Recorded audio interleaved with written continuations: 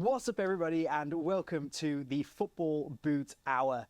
Once again, we are here. I am James, Boot Wizard, here on my channel with my co-host, who is here with me every single week. It is Andrew from the Lockhart Boot blog. Hello. Now, we have a lot to get through this week because we have promised to answer every single one of your questions. Now, every week we ask for your questions. We say, put them on Instagram, put them down in the comments, and we will answer them. And you guys have been incredible. The response to the podcast, to the questions, has been absolutely amazing. And we just got too many questions. We couldn't go through each one every single week. So this episode is about nothing other than your questions. We're going to try and clear that questions list so that there is nothing left. But before we do that, we have to rank the new releases. Mm-hmm. And Andrew, is there anything that you've been trying this week, wearing this week? Anything new on your feet? Nothing new. Just nothing new. Wearing the Adler. Wearing the Adler. And my Roteros came in. Oh, nice. Yeah. Nice. I didn't even know that. I didn't know your Roteros came in. Yeah. Class. Yeah. They're How do they feel? Fit is better than the synthetic Elite. Not as pinched in the toe. Not as pinched in the toe. Overall fit's a bit wider as well. Very comfortable. Very nice. Yeah, they look fantastic. And I almost feel like the reviews didn't do it justice. Like, there was people like J Mike, for example. I feel like he didn't hype them enough for what other people like yourself are telling me. Yeah, like you're saying, actually, they're amazing. So I can't wait for the review on that. Yeah, they are the ones to get, but they're the only ones you can get in leather. Yeah. Which is a shame. I've just been continuing to rock the X-Fly 5, the Assets.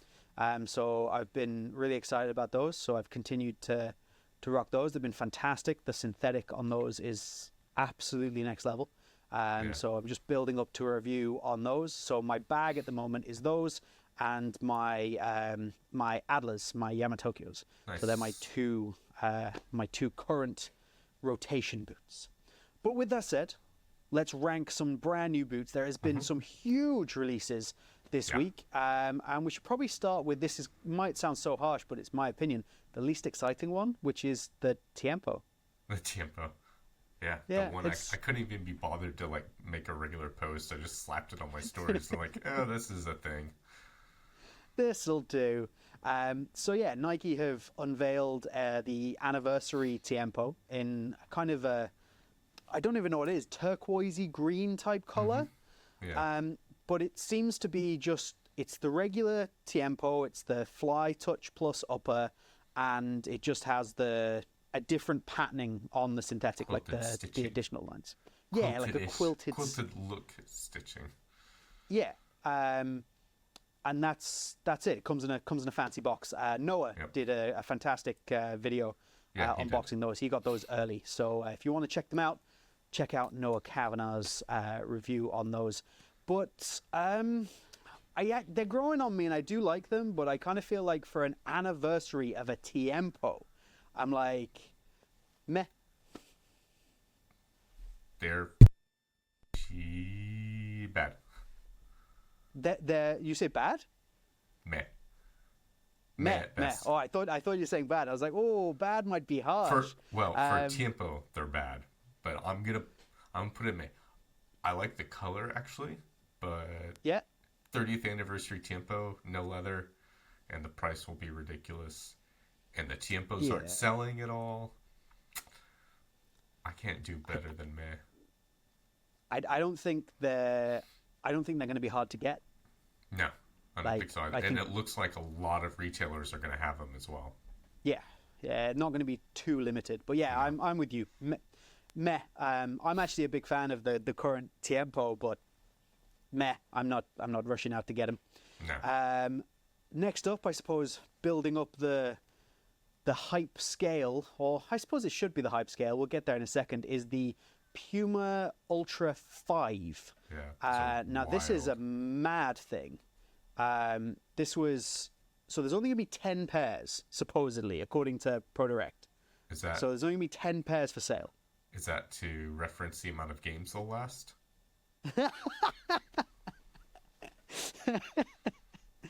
They do look like that, don't they? Yeah. Like they properly look like one of those old style Evo Speed SLs. Yeah. Evo Speed SLs that would just came with a warning. Yeah. But with these ones, I've got a carbon fiber sole plate. My thought, I'd be interested to know your response before we rank these, is that the carbon will be a one-off because there's only 10 of these. They're not going to put the full carbon plate on the whole on the main release. Yeah, I feel like the main release will be non-carbon, and this one's just like they call it with cars like a halo car. And so it's like a halo model where like this is what we can do, but we're not going to do it for you. Do you reckon this is going to be a stupid price as well? Like it was the SL they did with, speaking of cars, the Remake SL that they did. With 405 pairs, €405, all that kind of stuff. They were fantastic boots, though. Yeah, I have to say, I have a pair of those, and they are amazing. Yeah, they're really nice. But yeah, anyway, where were we ranking those? I think the fact there's only 10 of them, and I don't think carbon's going to follow over, impacts. But what do you reckon? Yeah, they're good, not great. Yeah, I feel like if I thought that was going to be the release of the first mainline colorway, I might be tempted to push them into grade. Yeah. But 10 pairs, I think they'll be stupid expensive. Yeah, great is fine. They're going to be stupid. Some gets 10 pairs, and I guarantee some reseller is going to get them and just be like, mark them up like crazy. And we'll probably talk about this on. Yeah, absolutely. We'll probably talk about this on a podcast as well at some point. But I think that they're saying making a big deal out of 10 pairs. There'll be way more than 10 pairs because they're just going to there'll be pairs out to influencers and pairs out to pros and things like this. It's just 10 pairs for mugs like us to try and buy. Yep. But anyway, and finally, I suppose what should have been the big deal, this huge release, because it should be, in my opinion, it's Predator levels of importance in terms of release every year or 2 years as the cycle goes. The new Mercurial is here. The Superfly 10, the Vapor 16, they are here. We have seen them. And I feel like the launch when... Yeah. Like, it was part of a damn carousel, like just like a rotation of a video that Nike put up to promote a pack that they're running across their entire line. Running shoes, all this kind of stuff. This white and blue pack. Yeah. Track exactly, and it was just there in this thing, and all of a sudden it was like, oh, there's the new Superfly then. And then like it was like almost a half a day later, Nike Football's like, aha. Yeah. Nike Football was like, oh, here. By the way, we've also got this. Yeah, but even that graphic wasn't that exciting.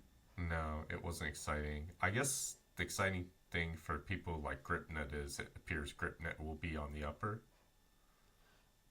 Yeah, so I managed to pull a pretty good screen grab off one of them that very clearly shows GripNet. So I'd seen it a couple of times, then it is very clearly GripNet, and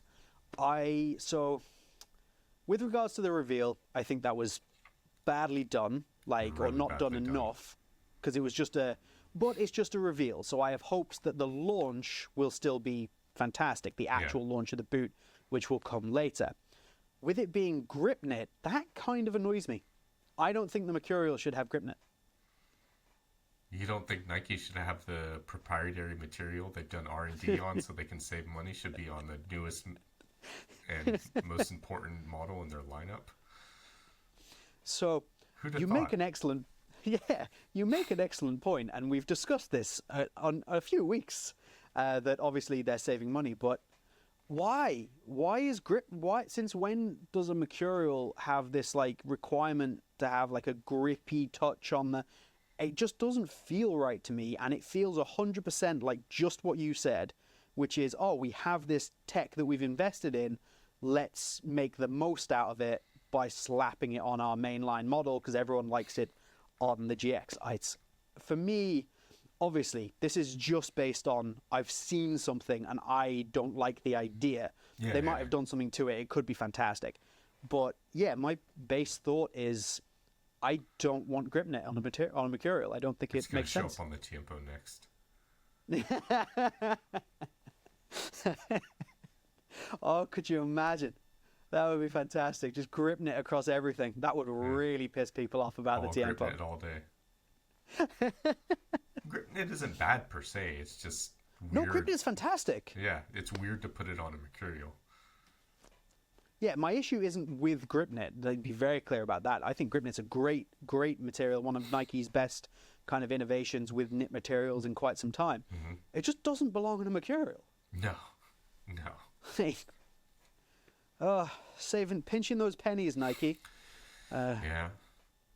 What can you do? Soleplate looks like they stole it directly from the 2015 F50. I'm glad you mentioned that. I forgot about that. Yeah. That's so true. Like the spines running down the middle of the forefoot. Every time I see something that's like, looks like Nike got inspiration from this. Of course, I'm really harsh on Nike in general. I always think back to the Nike sales rep who, like, one time he took a peek at an Adidas catalog and he's like, man, I just wish Adidas would just do their own thing and stop trying to copy us. And I'm like, of all the people to say that. Yeah, the Nike rep. Yeah. That's amazing. Oh, well. Ranking. We need to rank it. Where are we ranking this Mercurial? So the colorway is actually really nice. I like the white blue. Yep. I like the design, the graphic. The air graphic looks nicer this time. No, looks like crap. I said nicer. I didn't say good. But yeah, I think the colorway is good. The boot looks good, but it does look very similar shape-wise to me to the current model. Maybe a little bit narrower, but very similar. Yeah. So I want to say good for the boot, but I'm also a little bit like, am I just calling it meh because it's got grip knit that I'm already deciding that I don't want with no evidence whatsoever, and the release was like, I actually, this is one of those ones where it could be like in between. I'll give it the benefit of the doubt and go for good. Okay. I like the colorway. What? I'm willing to do that as well, just because I can't really sit here and say like, oh, the grip knit thing, because I haven't tried it. Yeah. So yeah, let's go with good on that one, and then we're not gonna rank it, but Lotto also released the blackout colorway of the Maestro. We ranked the Solista a while ago. They can bunch themselves together. It's a really nice blackout pack. It's a great color. And I feel like Lotto completely missed a trick because they launched it the same day as the Eclipse and made absolutely no reference to the Eclipse in the launch of the Maestro. I'm like, lads, it was sitting there. Yeah. It was right there for you. But yeah, great looking boot anyway. Now, we've already managed to get through 10 minutes, which, judging by our questions list, could have been a mistake. Does not bode well. It does not bode well. So it is time for us to get into some questions. Let's bring up the question sheet. Do you also have the question sheet? I do. Is that amazing? Nice. I was going to say, or would you like to? Your alternative is you can wing it, because I filled in the question sheet. So the advantage I have is that I have seen all the questions already. Andrew hasn't. So because of the time difference, I fill these in at in the evening, the day of the podcast, and Andrew's asleep at that time, so he doesn't see them till I throw them at him as we're just about to go live. Yeah. So what can you do? But okay, so the questions list is here, and we have a few questions that I've bumped to the top of the list because I definitely wanted to talk about them. And they're from Derek at the DL Boot Room, Trev Dunphy, who asked me this question and is running a whole thing on his Instagram relating to it, and Jay, is Nosa J. Personla, who is, or more accurately, go and find him at boothype.com. And this is Jay. So there's questions from these three people that I really wanted to make sure we squeeze in. So we're starting with these. And then everything else is a fantastic question in order of when you sent it to us. Yep. So, first question, jump into it. I think it's a great question. Derek, DL Boot Room, will the current Predators be as sought after in 20 years the same way that the Mania is sought after today? And if that's not the case, what will be the boot in 20 years' time? What are people going to be looking at that's available now that they're going to be like, I want that in 20 years and paying stupid money for it? The Predators, I think, a couple of the colorways, not the boot overall. I think the boot overall might be, but there will be certain colorways I think people are going to be like, yeah, I want that one. I think. See, Go ahead. I was going to say, I think that the sheer number of Predators released, despite the fact they've sold out, means that the demand for them is going to be, even if the demand is high, there's going to be enough boots there to meet that demand when it comes to reselling them in 20 years. So I don't think that there's anything, Predator included, that will be sought after the same way that the Mania is sought after, or the Precision, or anything like that in 20 years. Now, they may very much still be sought after, especially like I have the Predator 30, the launch in the fancy box, and absolutely, it's like you said, that singular colorway, I think will definitely be sought after. But I think the boot as a whole, Maybe I don't not. think there's anything on the market now that in 20 years people are going to be like, oh, I'm going crazy trying to find it, because it's going to be available. It depends on how the tournament goes this summer, the Copa and the Euros. That's true. And the Olympics. Yeah, like a tournament boot makes a big difference, doesn't it? I mean, people are still, not hugely, but people still look back fondly on the original GS, the Nike GS from the 2012 Olympics. Yeah. And then, like, there's that whole, like, the Nike kind of big release in 2014. And then before that, there was the Clash Pack. Like, all of these boots that are associated with tournaments that are definitely sought after. Yeah, I think that's fair. I think that's definitely fair. I still think even if they did something like that, I think in 20 years' time, because of what the market is right now, that demand is never going to be met, going to be there, or the demand will be there, but there will be enough supply to meet it, not to the point where people are going to be paying thousands for boots anymore. I just don't think that's going to be a thing. You shouldn't be paying thousands for a Mania either. No, you absolutely should not. No. Yeah, so true. But yeah, I think it's a great question, and I think that there's definitely an element of things that are going to be sought after, but I don't think we'll see anything like we've seen over the last maybe 5-6 years of things really being sought after and the prices being bumped and just the boot not being available. There's so many collectors now. Somebody will have that boot sitting around. That's true. Like, I reckon the original GX will have some, maybe not in 20 years, but I could see in like 5 or 6 years the original GX having a lot of people seeking it. Yeah, that's it's got like it sold out in every colorway and that kind of like Superfly 4 vibe. It was a new technology. Yeah. Definitely. A lot of people like the boot. You know. Yeah. That could be an interesting about the boot. That's how you know it's a good boot. That's a fair point. That's absolutely a fair point. Don't listen to anybody else. Just listen to me. Please listen to us. Please listen to us every week. Should we move on to the next question? So the next one I've got here, it was from Derek, and it was in relation to something we discussed regarding the prices of boots and inflation and things like that in one of our other episodes. And he made a great point, which was that there was a time when Nike were charging $400, it was £275 for the Superfly. So this is the Superfly 2, if I remember correctly. And we obviously did this, for example, we said the Mania was £100 back in 2002. If you did the inflation calculator, it should have been £180 now. Yeah. We're getting ripped off. Yeah. However, if you were to look at the Superfly, I did the calculations before us coming on. If the Superfly had been $400 as to 2010 and £275, that's $572 and £405 inflation adjusted now. Now, I think there's, for me, like, that is obviously insane. Like, that.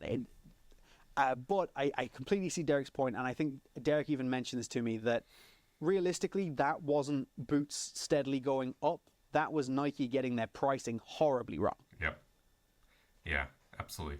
And they made and it wasn't like, that's not like the Superfly one. That's a 2 and 3 with the sense studs. And man, those took forever to shift. And like, I remember the final colorway right before. So at this point, we knew the Vapor 8 was coming. And the Vapor 8 was like, smashed everything out of the water. It was like half the price, blah, blah, blah. In the final 2 colorways of that Superfly, Nike was like, you need to order 96 pairs in both colorways. And we're like, no. That's not going to happen. They're like, no, we've made 96 pair per colorway available for you guys. And I was like, I'll tell you what. Offer us 48 each, and then we'll decide whether we even want the 48 pairs. And I think we ended up just doing 30 pairs of each, and then they sat on the shelves forever.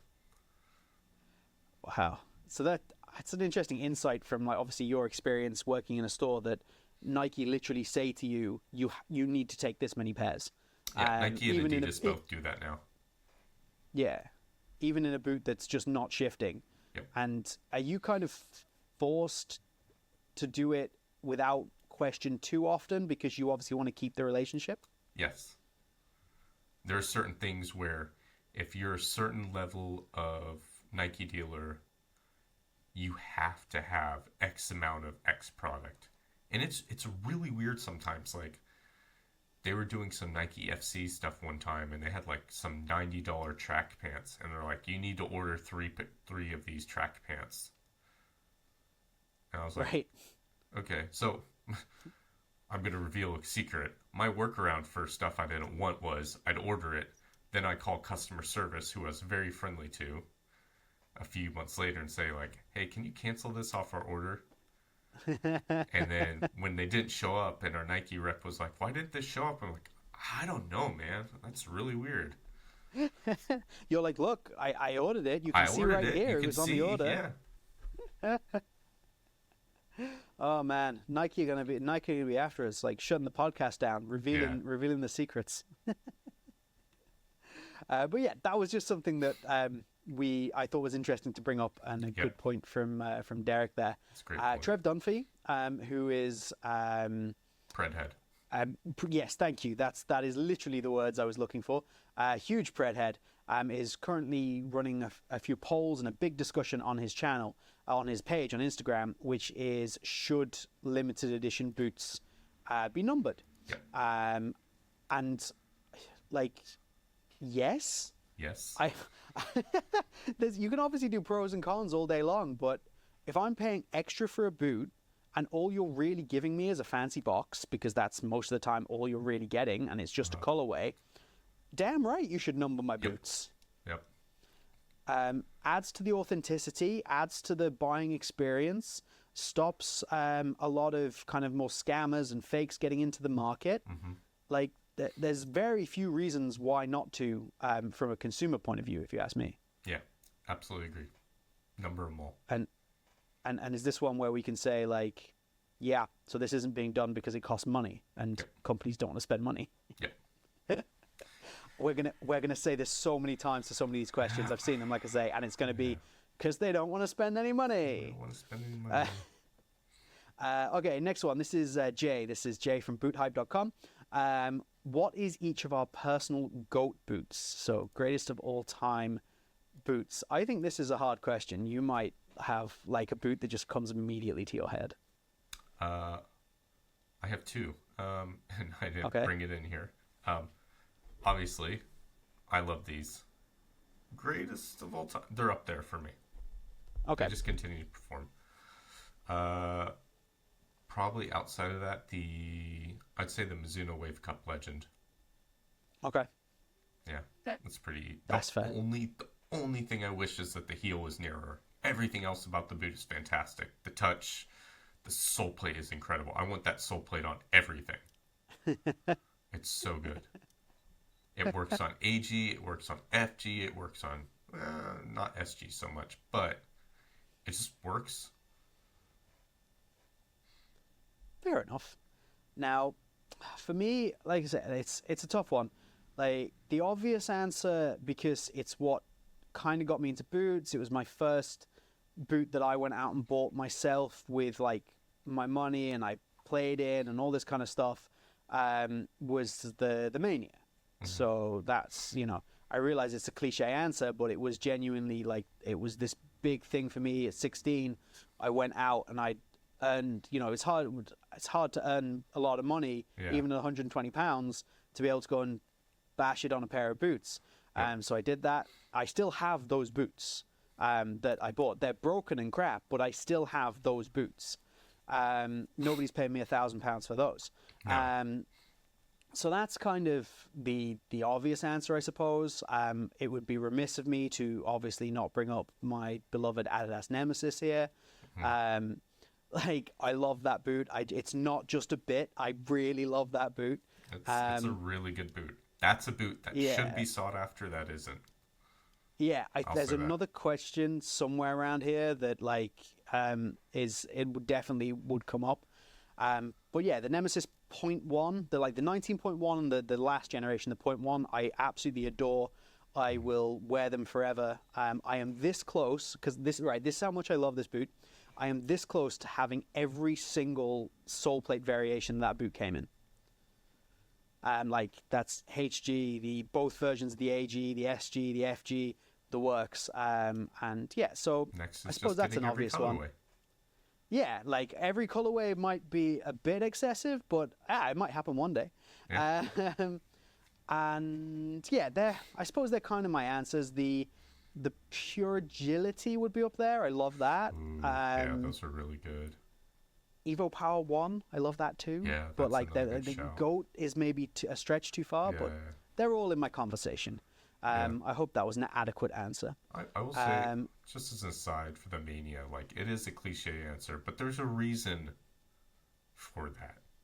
They're generally really good boots, and they're attached to so many great memories, not just from tournament standpoint and stuff, but personal standpoint. So many people I know, the Mania was probably their first Predator, especially our age group.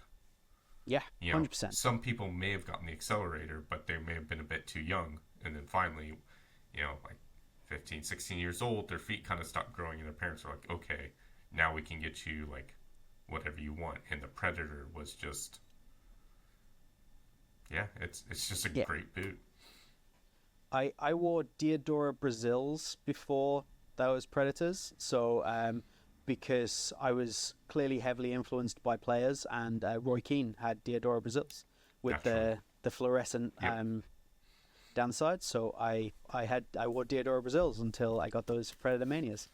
So yes, my very first pair of Preds were the Manias.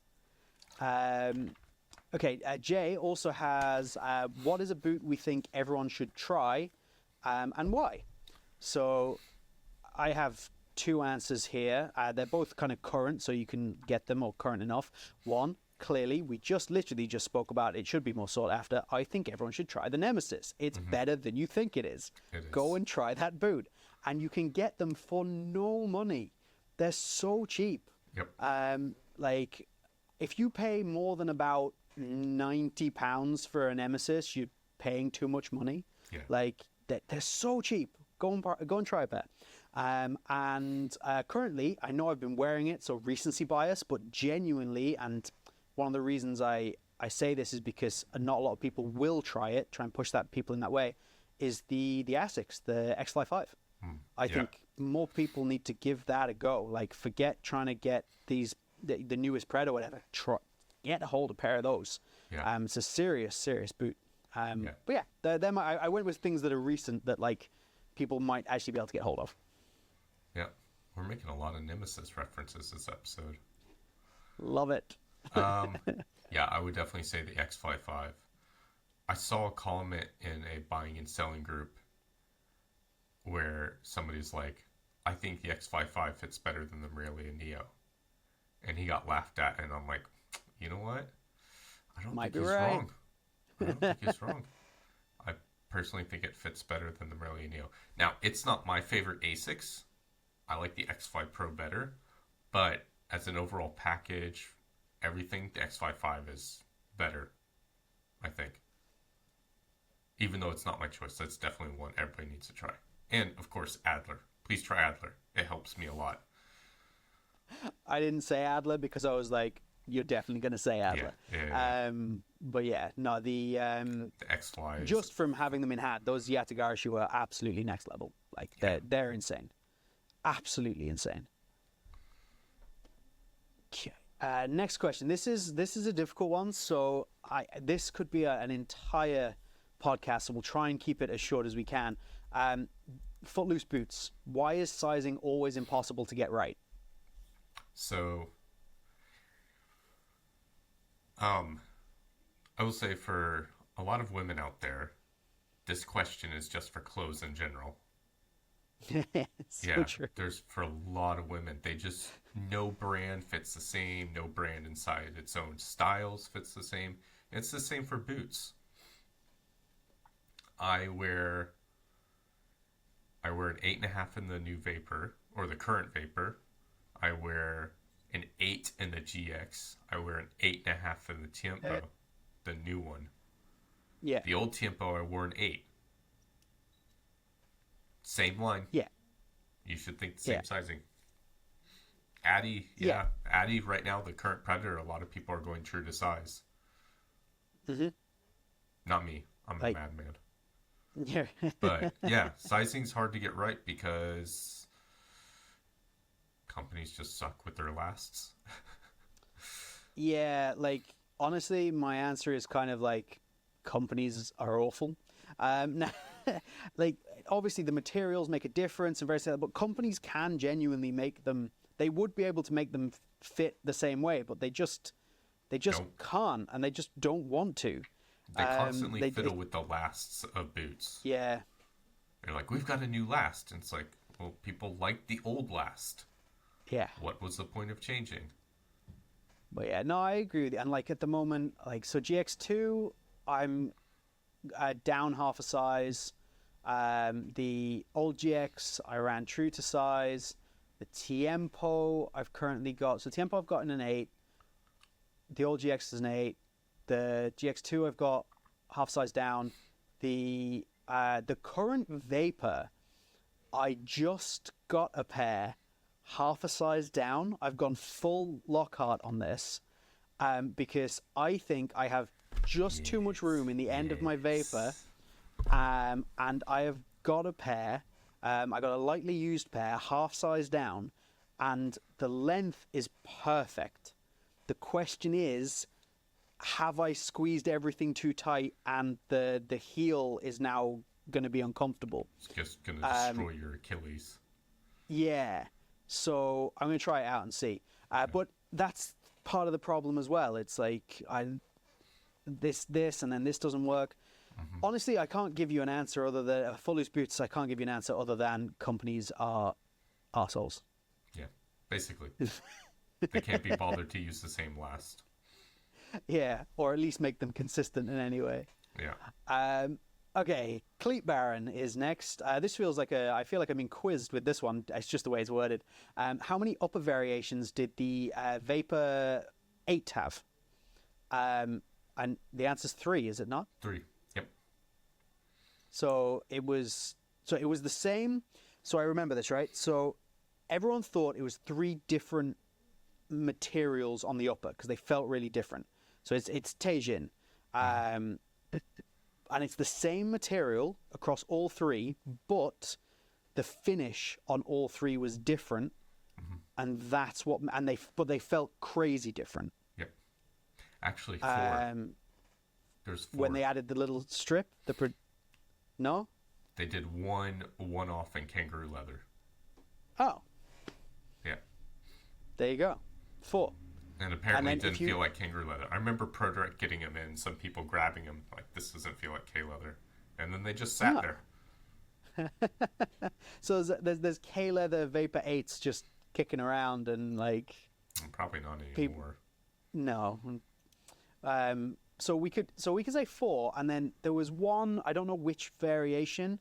I think when they put ACC on them, there was one that had like a little protective strip that they put round the... Yeah, they did. Round the bottom.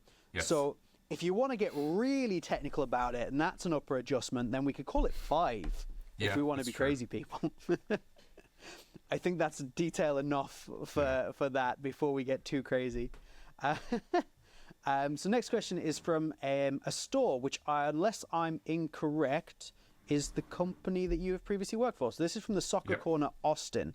And you used to work for these people. I did. So they would like to know, if you could take one piece of boot tech and add it to a boot that doesn't currently have it, what would it be and why?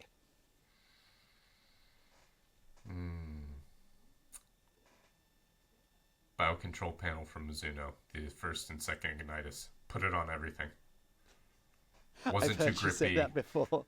Wasn't too grippy, but still worked in every condition. Had a nice bit of oomph to it. You could go into tackles without worrying about getting your feet hurt. It was all over the upper. It looked crazy. Felt awesome.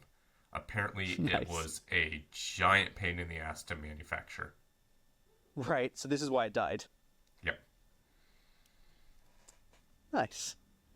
I'm going to make another Nemesis reference. I've repeated this to the point of ad nauseum, but the Gambatrax plate on the Nemesis 19.1, put them together and give me heaven. Thank you very much. Yeah, my only criticism of the Nemesis has always been the sole plate, because I think it makes the boot feel unbalanced.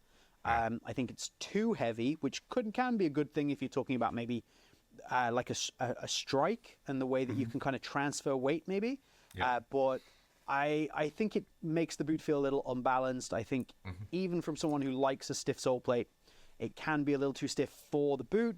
And I think if you were to take a Gambatrax plate with that particular stud pattern and you were to add it to the Nemesis, then I would have heaven in a boot. Which eventually I will... Sole plate there should at least be one variation of every boot that Messi wears, every Messi colorway. Just keep the same sole plate on it. Yeah. Just put the Gambatrax sole plate on Messi's boots. If you've got a Messi logo on, they need to have a Gambatrax plate on them. Sole plate.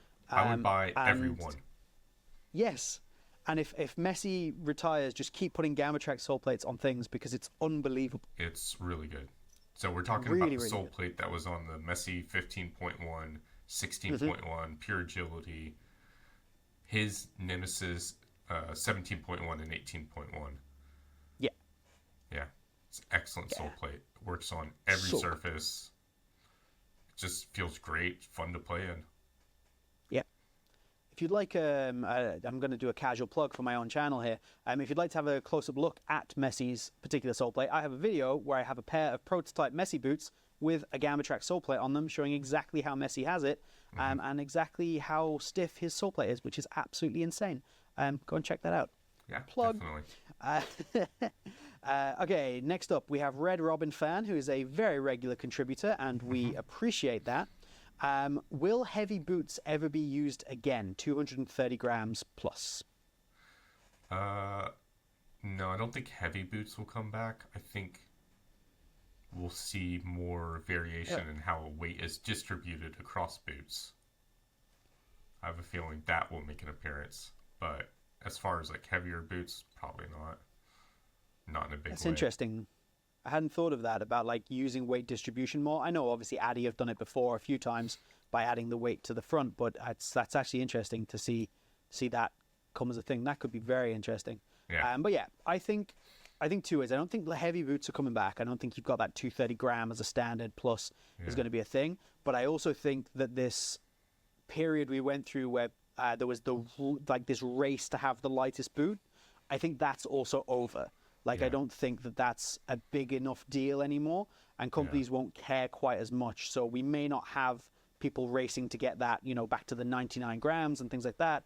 But I think, you know, obviously I have fairly small feet, so like the way I look at it, 150 to like 190 is probably going to be like a standard fare. A few around 200. That's probably where we'll end up. There's kind of been a standardization of weights across the board, and like people ask me a lot of times, like, what's the weight of a boot? And I'm like, it's not heavy. Just I never weigh boots because I don't think it's even a point anymore. If I had my blog 10 years ago, it would have made sense. So I used to, when I first started doing my videos, I used to have a section which was weight of the boot, and I'd weigh it and I'd talk about the weight. I show it on the camera, things like that. And I don't do it anymore because it's irrelevant. What I do is, while I'm talking about something in relation to the boot, I will show the boot on the scales on the screen, but I don't discuss it. The only reason I put it like that is because people will ask. You know, it's something people want to know. So that's fair enough. You know, I want to give people the information that they want, but it's such a non-factor for me that I don't discuss it anymore. I just go, here's the weight so that you know. Okay, hey, look, it's a Nemesis question. My God, we should be sponsored by the Nemesis. So this is our friend Yuli, x.questelquadro.x. If you could replace a current boot from any brand with your favorite Nemesis, what boot would you pick? I feel like this was somewhat aimed at me, so it would have to be a boot, I think, from a big brand that I didn't like, or maybe a small brand that I think could do with a great boot in their lineup. But I think the most obvious answer is just to replace the Puma Ultra. Yeah, that was exactly what I was going to say. The Nemesis in for the Ultra, and that would be ideal. Yeah, absolutely. There we go. Nice. Thanks, Yuli. I think we actually answered this. It's from Chris Pottle. I think we answered this the other week. Is there too much hype around bigger brands, and a smaller brand's a good alternative? We did, didn't we? Yeah, pretty much. Yeah. The answer is yes. Smaller brands are a good alternative. So ignore the marketing. Buy other things. Buy some Adler boots. Another great question from Chris here, which we may have to extrapolate kind of an episode. Yeah. So I'll mention it, and then it probably will become a whole episode, especially with maybe what's happened with Sakito this week, where they've moved away from K-leather. But Chris would like to know, in a world that's ever increasing recycling, is moving away from biodegradable leather smart? And I think there's a lot to unpack there. Yeah, that's a huge question. Yeah. Because no, it's clearly not smart from that element, but then there's so many other things to take into account. Yeah. I don't think I can unpack that even in a short answer. No, I think that's a whole topic. Yeah. Okay. It's sorry, not Chris. A whole topic, a whole part of a podcast for sure. Yeah, absolutely. Yeah. I'm sorry, Chris. I can't help you there. Okay. Next question. Also, Chris. What's your favorite concept I've made? Chris, if you don't know him, Chris.Pottle on Instagram, does concept boots of he's very good graphic design, different concepts, colorways, various things like that, and you should definitely go and check him out. And favorite concept, he recently did a navy and pink pred that I really like. It's very like cool. Into Miami, but with like a navy base. That was really cool. And then I think, if you don't know, Chris has an obsession with the glitch. The man loves a glitch. This is a he's guy done so many who just always has to put in a Nemesis reference, and every episode's like, oh, this guy loves the glitch. He does. Chris loves the glitch. There's nothing wrong with that, but Chris does love a glitch the same way I love the Nemesis. And the one that kind of sticks out in my head from his glitch ones, just in general, is he did one that was like it reminded me of like the Balotelli kind of boots, the Pumas with all the headlines around them. Oh yeah. he had like a red and black version of that, which I think was awesome. He was like a whole pack, but there was a particular glitch. Red, black, all like newspaper headlines, things like that. I think he called it Headliner or something. That was pretty cool. I remember that one.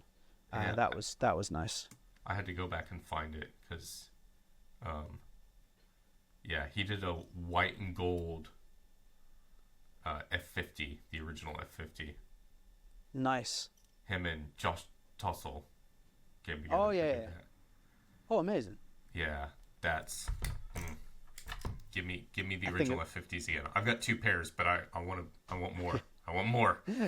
Give me more. So, just for reference, while we're doing this, my mouse and keyboard have stopped working. So I'm going to keep reading the questions that I can see on the page, and then once I get to the bottom, it's all on you. So, Chris Pottle, who do you see as a comeback brand to look out for in 2024? It's a comeback brand, so you can't have Adler because they haven't gone away. You need. That's actually a really good question. Yeah, I would be hopeful for Lotto, but I don't actually think it's going to happen. No, I don't think so either. Lotto are like for me, they are the brand waiting for a comeback. They used to be enormous. They were such a big deal, and they obviously had huge issues. They fell out, and I want them to make such a huge comeback, but I don't see it happening. They need 2 new boots or 1 new boot, new line, new silo, whatever, and it's got to be something special. Yeah, and it's got to be marketed properly. They've actually got to put some money into marketing it rather than just sticking it out there and hoping. They have good products, they have good boots. Sell them. Make me want to buy it. I would love. My mouse and keyboard are back. The excitement, everybody. Woohoo! Yes. Anyway, continue. I would love to see Umbro come back in a big way, but they're yeah. I always have a soft spot for Umbro. Every time they come out with something new, I'm like, ooh, what's this going to be like? Yeah, like, I would love to see it. I honestly think Umbro have less of a chance of coming back than Lotto do. They've shifted focus away from boots so much. Mm-hmm. They have some good stuff actually, but their boots are just still not it. Like I don't know what they're doing, and it frustrates me. But that's another great question, Chris. We may have to think about that a little more because I can't come up with anything. Our good friend Julio, who recently visited you in Japan, yes, he did. There was a boot meetup, which is like my favorite thing. I know we did it when you came over here, but Julio, boot maniac, he came over and he met you in Japan, which is incredible. We had a boot date. Like a boot date, love a little boot date. And Julio has so I'm going to read what he's written, and then I'm going to say what I think he meant to write. So he wrote, "How much would a woodchop chop wood?" And I'm assuming he meant how much wood would a woodchuck chuck if a woodchuck could chuck wood was what he was getting at. And he just went with how much would a woodchop chop wood. But yeah, thanks Julio, we love you. Okay, Nevin_Thomas16, again, long time watcher of my channel and also this podcast. I can't remember if we touched on this already. It says, can Nike or Puma perfect Fly Touch and K Better to be a worthy replacement for K Leather?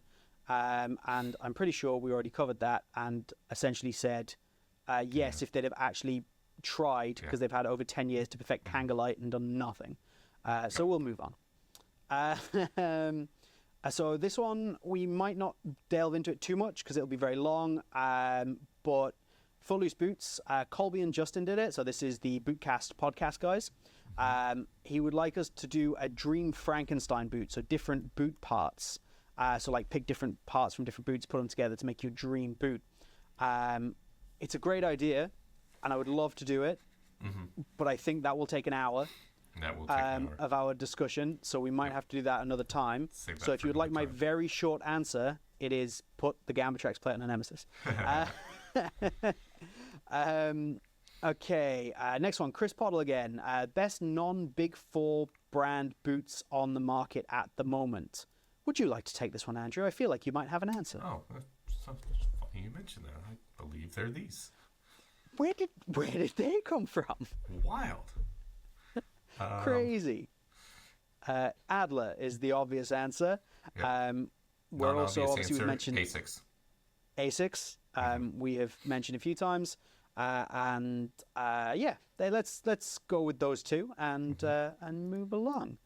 Thank you, Chris. GT Grip Socks, who are going into my grip sock video that we'll be releasing a few hours after we finish recording this, and they would like to know what soccer boot should they remaster or bring back.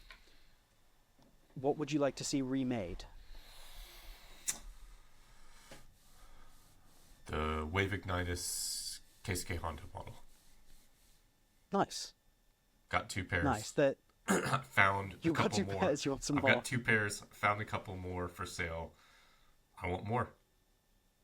See, I've never tried them, but I've only ever heard amazing things about the Honda variations of those boots. They're so much fun. Soleplate's excellent.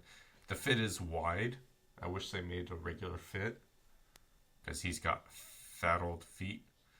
But upper's great, heel's great, soleplate's great, and they were like 5,000 yen cheaper than the regular Ignitus, which I would also not mind a proper remake of, funnily enough. Nice. Yeah. I wasn't sure. I'm not one for huge amounts of boot nostalgia and wanting old boots back, to be honest. My thought process was more that I felt like Puma, I get on Puma a lot on this podcast, I really do. Puma have got such a mess of a lineup right now that they could probably do with just going back to an Evo Power and an Evo Speed. And maybe like using some of that old idea and bringing it forward. Now, I personally love the Evo Speed Fresh, but I realized it wasn't that popular. No, it was not. But I was a personal big fan. I have 1 pair. I would like more pairs. But yeah, I that's my answer. Is Puma need to sort their crap out. Yep. I have lost where I am. Here we go. Luis Rietti. What are your top 3 AG boots from 23, 24, and why? Top 3 might be a lot, but what is your top pick for an AG boot this right now? I haven't tried it yet, but it uses the same HG sole plate as before, and that's the Predator. They've been using the HG sole plate for a while. It is time for an update, I think, but it's a fantastic sole plate. AG, FG, HG works on all 3, no issues. Yeah, my answer was essentially going to be twofold. One was try the Predator, because I haven't tried it, but I have tried that sole plate on a Nemesis. But yeah, so maybe try that. And my other answer was don't necessarily get the current line models, but Puma MG sole plates are usually very good. Great. For if you're exclusively playing on AG, they're really good sole plates. But don't buy the current Future or Ultra with it. Find a different boot. Yes, shots at Puma. Sorry, Puma, we love you.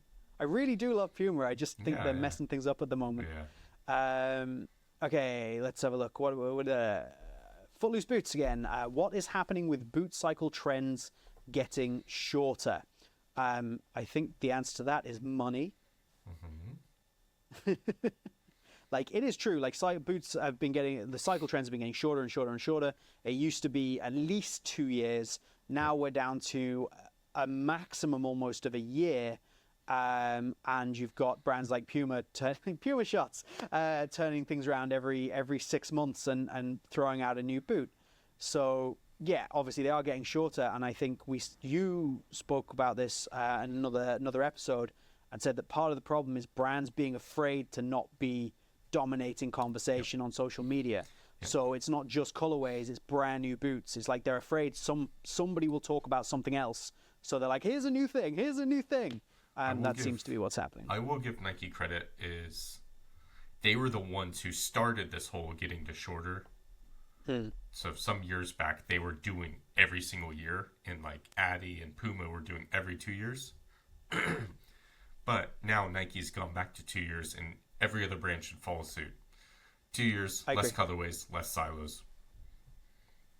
Yeah, I'm a big advocate of a 2-year cycle on boots.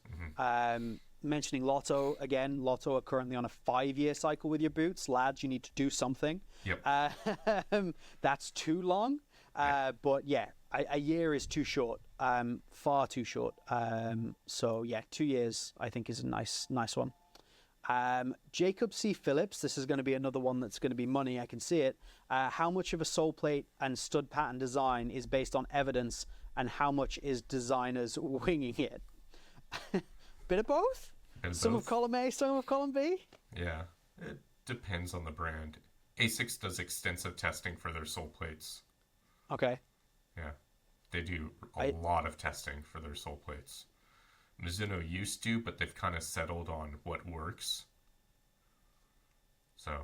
Yeah, I think there's definitely an element of, like, we've done this thing because of testing, but some of that is marketing, particularly with the bigger brands, and some of it is them changing things for the sake of changing things because they feel like they have to. Yeah, absolutely. They're like, okay, we're in this cycle, we've used this sole plate for 2 years, 3 years, or whatever. We now have to look at adjusting it because people are gonna. And again, sometimes it's not because it has to be adjusted because it's bad. It's they because just want to change stuff. Yeah, and consumers have to have new things to look at because we are like, oh, shiny, new. And as a reviewer, I'm pretty like not taken shots, but I have almost criticized Adi before for not moving away from that stud pattern that they have, the 4-2-3-2. Yeah. It works, and I'm probably wrong for criticizing them for that because if it works, it's not broken, you know. But then I'm like, are you trying? That's my like. I'm like, are you even trying, or are you just doing the same thing over and over again? I mean, I don't mind sole plates being reused. I do like the fact that the current Copa line uses the old Nemesis plate. There was nothing wrong with that sole plate. It was just on an unpopular boot. Yeah, I think that was smart, and I appreciate that they clearly. It feels like they looked at it and went, "Oh, that's a perfect sole plate for that boot." Yeah. Like I think that made a lot of sense.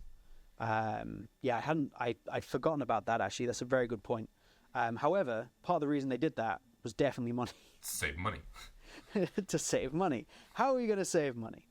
Okay, so Andrew16 asked a question, and I reworded this question because we tend to avoid talking about things that aren't official.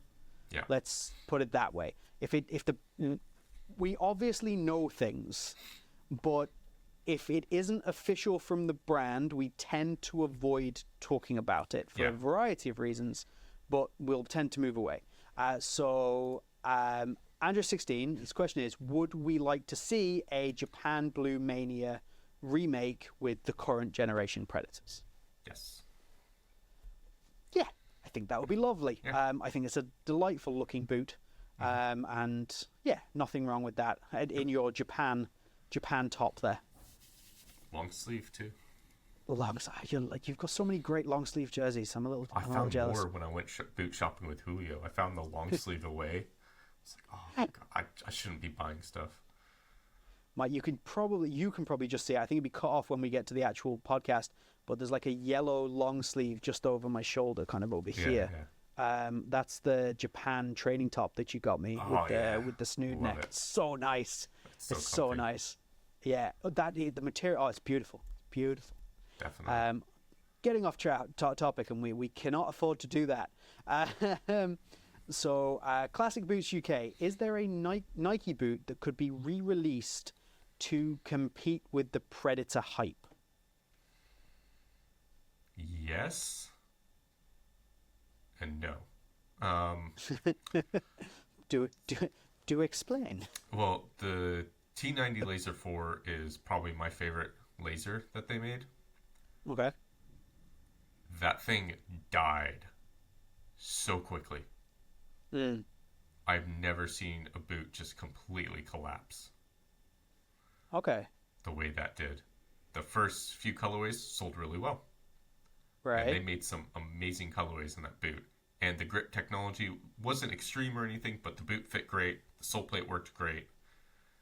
And I loved that boot, and I think that's the closest Nike has ever come to properly, competing against a Predator. But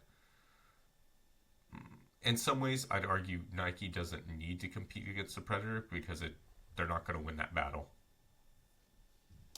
Yeah. Interesting. Without going on too much of a tangent, do you know why that Laser 4 collapsed? Well, it didn't help that the first colorway had a tendency for the studs to just snap off. Okay. Was part of it. And two, they just kind of stopped giving it attention. Right. It was like, oh, it's here. Anyways, here's the new Mercurial. Right, okay. Because you're right, the Laser 4 is an unbelievable boot. Really, really nice boot.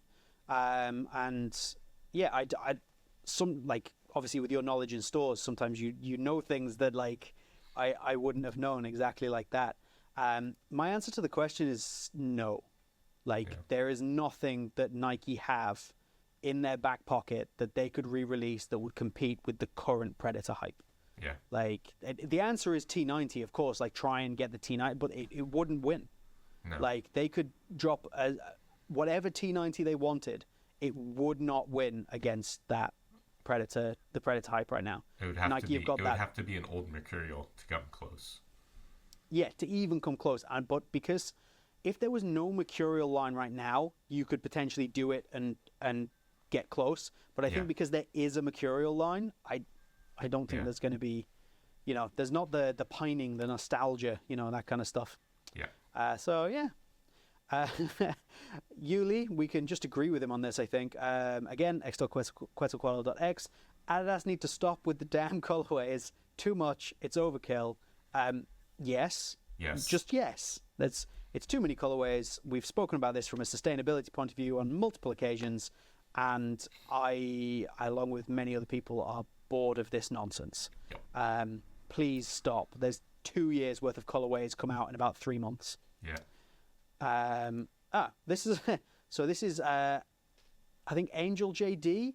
Have you tried the AG version of the laced Preds? And I think we both already answered that. No, we haven't. No, that AG plate is not the 2G 3G one, but the 4G one. No, the actual AG one. Yeah. Yeah, that plate's been around for a while.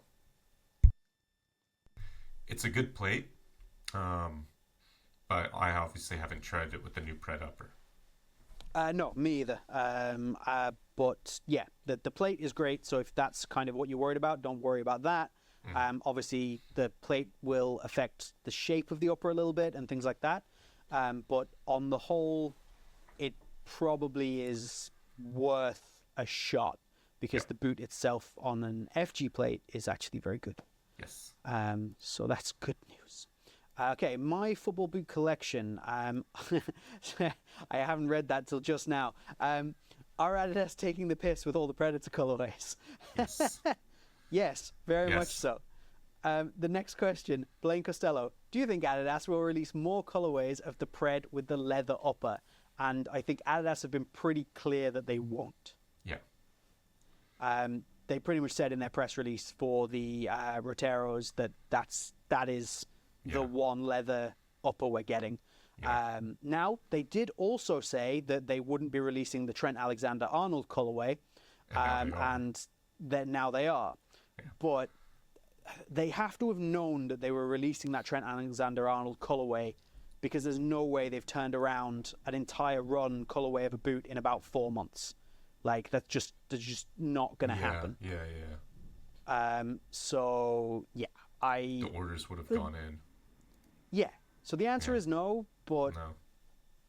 I reckon we'll get a lot of like classic Predator remakes, and that'll make up for the fact that there's not going to be another leather upper. Yeah, that's fair. They'll do the old ones, but with the leather upper. That's fair. Okay, what's next? CT Wood _. What is each of our favorite boots of all time? I kind of feel like we answered this earlier with Jason's question. See Jason's question. This is another Frankenboot question from here. So again, if you could make your own boot, what would it be? We answered that earlier. We'll skip by that. We will make it into maybe a whole episode. Bara Amir, has the Mercurial gone soft?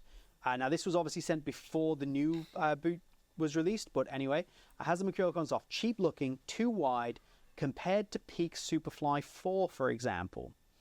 Yeah, what do you think? I think it's gotten better.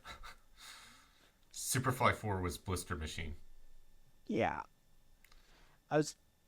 I kind of feel the same way. Like, okay, there's an argument to be made that of more recent Predators, there's been some kind of drop-offs here and there. But I think if you are comparing to a Superfly 4, Superfly 4 was a big deal because of what it was and how it was made. But I think if you go back and wear Superfly 4 now, it's not as good as you think it was. Yeah, I will say this. The other thing, too, like, I can understand the complaints about them being wider, but at some point, Nike had to adjust for the majority of people who were actually buying the Mercurial. There's so many people who buy the Mercurial who did have wide feet, and they just shoved their feet into them. It was it was constant. So I understand if you want a narrow Mercurial, that's fine, but the majority of buyers for that boot needed a wider fit. Yeah. So I'm just going to reference a question that's further down because I remember seeing it. It's from our friend Ollie, Ollie Kultas, at the OC Boot blog. He said, "What are the most underwhelming / boring boots out there?" And Ollie says he thinks it's the Mercurial. So coming back to obviously what we're talking about now, I think the two things very much go together. And I do think that you're right, that Nike did need to do something with the Mercurial in order to make it more appealing, well, not more appealing, but fit the general mass of people who are buying it better. But I think in doing that, they have, to a degree, taken away some of the classic Mercurial DNA. The feeling, the special element of a Mercurial. And this is why, so I would, on the whole, have gone for Mercurials over maybe F50s or X's or things like that. Just, I don't know, some of it was probably Nike bias, I'll be honest, especially before I was reviewing. But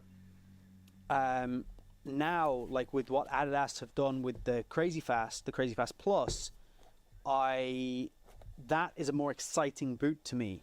I'm not saying it's necessarily better for the masses of people, but the fact that they've got this like crazy thin upper and they've, I just think it's a little bit more exciting as far as a speed boot goes. But that's because I'm into boots and I want these kind of crazy thin speed boot things, whereas I probably represent 0.5% of the boot buying population. Like you say, Nike have done what's right. To use, it was WrestleMania recently, so to use a wrestling term for those of you that watch it, was that Nike did what's best for business. Yeah, I just as a quick aside before we go to the next question, it used to be, so I worked in stores long enough to where the first time I was working in a store was during the 2006 World Cup. Okay. So that was a time ago, and a lot of questions used to be like, a lot of people would come in and say like, are the Mercurials actually that good? And it used to be, yes, if your feet can fit in them. For those whose feet actually fit well in a Mercurial, they were an amazing boot. But there's so many people, over time, they just upped it so much, and upped the hype around it so much, that you're getting people who have like 3E, 4E feet shoving their feet into a Mercurial. Noah Kavanaugh talked about he wore the Vapor 13 until it, basically fractured his foot. He talked about it on the Bootcast podcast. On the Bootcast podcast, yeah. Yeah. And so, he's not alone in people who did that. There's no, absolutely. People. He is not the only person who's done that, for sure. There's so many people who shoved their feet into Mercurials who had no right wearing them. Yeah, because the Mercurial is the thing, and you have to have it, and the marketing is so good that people are going to go out and buy it, and unfortunately, it's not for everyone. So Nike have tried to make it for everyone. Yeah. So just my keyboard and mouse have died again. So feel free. Do continue on. What is the next question? I can see nothing now. Nothing at all. Bara Amir asks a good question. Why? I'm guessing he's asking, do we think carbon sole plates need to return? And yes and no. They're expensive. So part of me says no because they're just so expensive. It's just not worth it. And the stresses that carbon fiber, like a boot, goes under, if the carbon fiber is not designed properly, the studs will snap. Yeah. I think that plastic sole plates are adequate, and I don't think we have to go to carbon, and I think that's somewhat related to what we were just talking about with the Nike and the Mercurial and it being good for a mass of people. If you put carbon sole plates into things in order to make these incredibly stiff, rigid sole plates, there's a lot of people that are not going to enjoy that or be able to wear it. And I think a good comparison is the Speedflow, which had the Carbotex insert, which was incredibly stiff and springy, versus the Crazy Fast. Now, they're both very responsive, very stiff, very springy outsoles. But there is a difference between the Carbotex and non-Carbotex. Yep.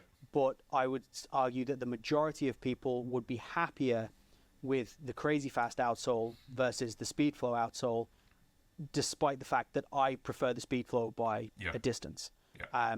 Again, I am the minority, and I think most people would be happier with something a little bit more forgiving while still being stiff and responsive and speed boot. Yeah, it's a lot of hype too. Nike really hyped up carbon fiber. It's funny because like the original two Wave Ignituses had carbon fiber in the insole or in the sole plate. Okay. Just a bit. Not a lot, but just a bit in the forefoot. And they never made a big deal out of it. It was just there. It was just there. It was just like, this is just part of the boot. And they also charged half the price that Nike was charging for Mercurials at the time. So, but Nike used the carbon fiber. I know it's more expensive, but they used it as an excuse to charge more money. Oh, yeah, absolutely. Like, that's... Okay. What's next? What's next? Three Traveling Bears. Three Traveling Bears. Great people. Great guy. Absolutely great guy. Yeah. He does a Clubhouse Sports, I believe, is his other Instagram. Great guy. He asks, should Umbro bring back the Speciali for the Centennial? They have, but I really think they need to do... So they used to do the Speciali Italia, and it was handmade in Italy. They should bring back like a one-off of those. Nice.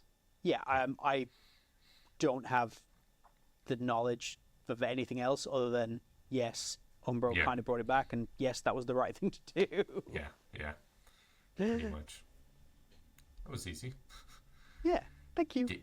David B. Trainer. Do we ever get asked about the opinions of the masses by the big three? No. No. Like absolutely every big not. company, they tell us what we should consume. Yeah, and so I suppose a little bit of insider how my channel runs. I do have some contact via an intermediary with Nike, but the way that works is Nike tell me what they want put out. Yep. Now, that doesn't mean they influence my reviews in any way, but it does mean that, for example, when the Mercurial releases, they tell me the Mercurial is releasing at this day, at this time, and this is the graphic we are promoting it with. Yeah. Here is that graphic. And here's the message we want. Exactly. Here is that graphic and the message for that. In no way does that go the opposite direction. Like they will see some of my reviews because as part of this, they then like it's affiliates. So without going too crazy, it's links that you click, and if you click and buy from those links, I get paid. Like that's how affiliate links work. People have them on Amazon. I have one through an intermediary with Nike. Again, this is not influencing my reviews in any way, shape, or form. That's just what happens. And in order to have that, Nike will see where the affiliate links are placed. So they may see my video, but at no point do they comment on it or use my video to influence what they do in any way, shape, or form. Yeah, and that goes in general. I mean. Yeah. Oh, absolutely. Yeah. Like hard pass from companies paying any attention to us. Yeah.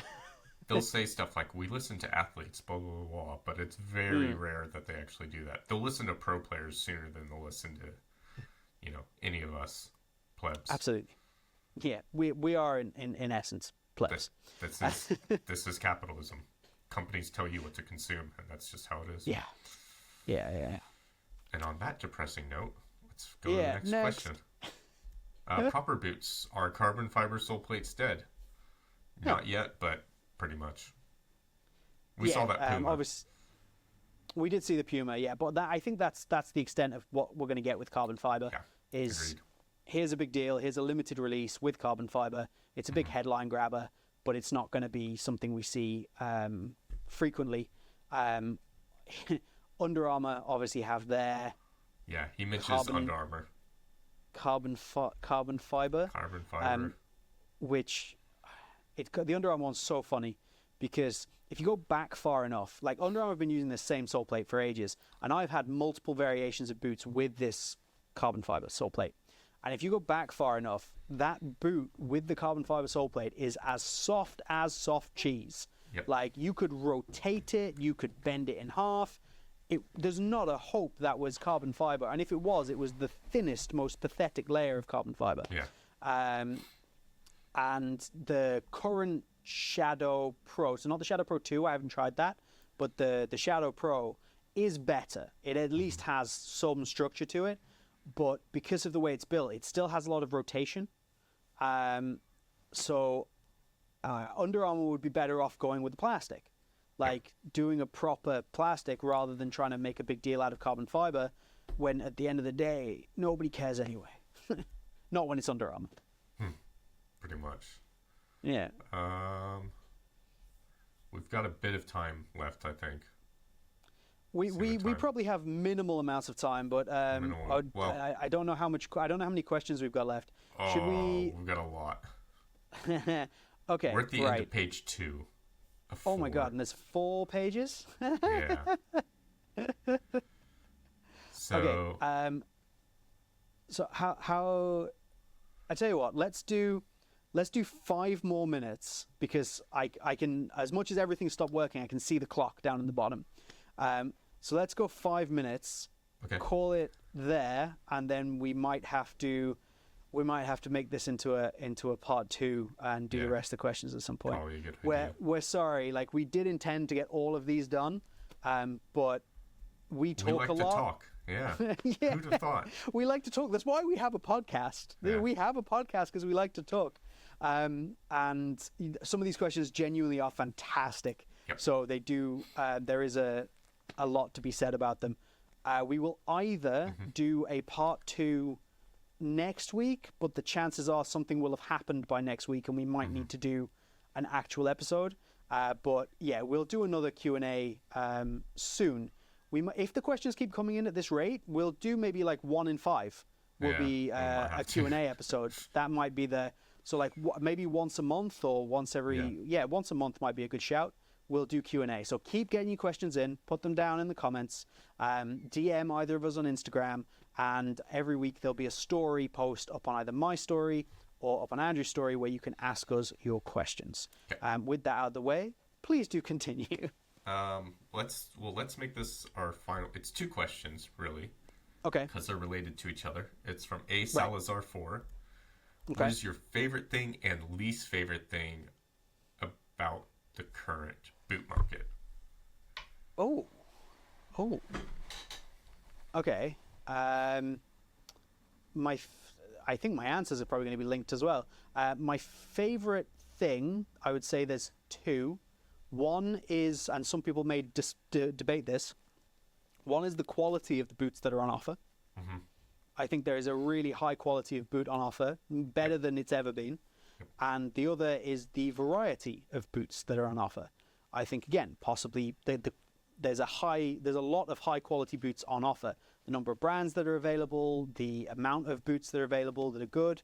I think those two things tie together, and those are probably, they're both the best things and my favorite things about the current boot market, I think. I can get so many great boots. Yeah, that's true. And then my least favorite thing about the boot market is contradictory to that. There's too many boots. As in, like, I mean mainly colorways and potentially silos. I could do with the big brands cutting a silo. Asics could definitely cut a silo or 2. But I think least favorite is the number of colorways. The pricing is kind of getting out of control. Pricing's stupid. And then I suppose because it is a boot market, I'm not just talking about direct retail, scalpers, I will not call them resellers. They're not. Resellers are great people. We discussed this in a previous episode. There are a lot of resellers that are fantastic, and they are very important to the boot market. We are pro reseller and anti scalper. So I suppose that was multiple answers to both of those questions, but I think that covers my thoughts. Where are you at? I pretty much agree with both. I do like the amount of brands we're seeing and just the variation in product on the market's really good. The flip side is there's just too much stuff on the market. I don't want the smaller brands to go away. No. And obviously, I know it's not the duty of the bigger brands to make less product because they don't want to lose market share. But then again, Nike and Puma both got rid of kangaroo leather, so they lost market share. Yeah. But I think, I agree it's not the duty of the bigger brands to get rid of product with this idea of losing market share, but it is the duty of the bigger brands to be environmentally conscious and try to be sustainable. It is their duty to do that, and the best way they can do that is to release less boots. Now, that can be done in multiple ways. I think they should do both. One is obviously to reduce the number of silos they have. The other is simply to reduce the number of colorways. But I don't think that if Adidas released less colorways in the Predator, that they would lose market share. They're not going to. No. Like, people would just buy the colorways that are available. Like, make more of the individual ones. And that you're not going to lose any market share there. Absolutely not. And these small brands, they only have, most of them, 1-2 silos. And that's plenty.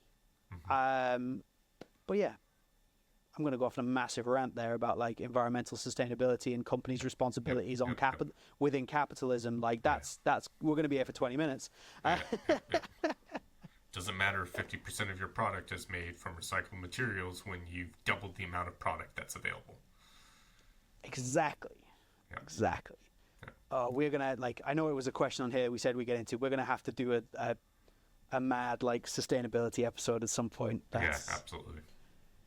And if you do want to see us do a sustainability episode, you should like this video. You should absolutely get subscribed to Boot Wizard so that you don't miss it, as well as getting the notifications on, and go and tell your friends about this amazing podcast. The response so far has been absolutely incredible. Please do keep it coming. We know how, sometimes these things go. It's new, everyone watches it, and then it drops off over time. But if you're enjoying it, please support us. We do appreciate that.